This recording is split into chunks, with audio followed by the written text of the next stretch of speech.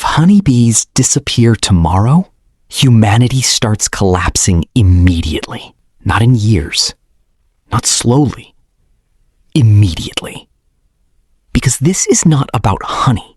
This is about survival. And most people do not realize this. Honeybees pollinate over 1/3 of global food crops. Every third bite of food depends on them. Think about that. Every third bite disappears, and this is just the beginning. Day 1. Nothing looks different. Cities move. People eat. Stores are full. Everything feels normal. But something invisible has already stopped. Pollination. Flowers bloom, but nothing transfers pollen. Nothing fertilizes. Nothing grows. And that delay is dangerous. Because crops do not fail instantly. They fail silently. Weeks pass. Farmers begin noticing something wrong. Fruits are smaller, fewer, weaker. But no one panics yet, because supply chains still exist. Food is still moving. Shelves are still stocked. But the system is already breaking. Month 1. Crop yields drop significantly. Almonds, apples, blueberries, gone or drastically reduced. And now prices begin rising. Slowly at first, then faster, because supply is shrinking. But this is not just fruit. Vegetables are next. Pollinated crops collapse. Diversity disappears. And now diets begin changing. People rely on basic grains. Rice, wheat, corn. But even that is not safe, because ecosystems are connected.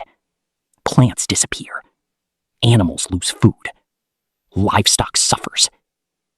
And this spreads fast, because everything depends on something else. Month 6. Global food shortages begin. Not everywhere, but enough to create panic. And panic spreads faster than hunger. People start hoarding. Supply chains strain. Prices explode. And now the system is unstable. Year 1. Mass crop failures across multiple regions. Entire industries collapse. Farming becomes unpredictable. And now governments respond. Rationing begins. Imports increase. But there is not enough to go around. Because this is global. There is no backup. No alternative pollinators at scale. And now the real problem begins. Economic collapse. Food drives economies. Remove food, you remove stability. And now conflict increases. Regions compete for resources. Trade weakens. Trust breaks. And this leads to something worse. Malnutrition. Not starvation yet, but deficiency. And that changes populations. Health declines. Immune systems weaken. Disease spreads easier. And now the system is fragile. Year 2. Food becomes a luxury in many regions. Basic nutrition becomes difficult. And now, starvation begins. Not everywhere, but enough to destabilize nations. And now, migration increases. People move toward food sources. Borders tighten. Conflicts rise. And now, ecosystems collapse further. Without pollination, plant populations shrink drastically. Wildlife loses habitat. Species begin disappearing. And this accelerates everything. Because nature is not separate from humans. It supports us. And now we reach the chaos phase. Year 3. Global food crisis. Economic instability. Environmental collapse. All at once. And recovery is nearly impossible. Because bees are not easily replaced. Artificial pollination is slow, expensive, limited. And scaling it is unrealistic. Billions of plants, millions of farms, too much to cover. And now the final outcome forms.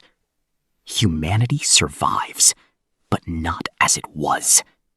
Population declines, food systems change completely, and life becomes harder. Simpler diets, higher costs, constant instability. And all of this from losing something most people ignore, a bee. And this is the terrifying part. Because this is not fiction. Bee populations are already declining. And if they disappear completely, this is not a possibility. It is a timeline. And this is just one species. Because next, something even more disturbing disappears. And this one, people actually want gone. Mosquitoes. But removing them changes everything in ways no one expects.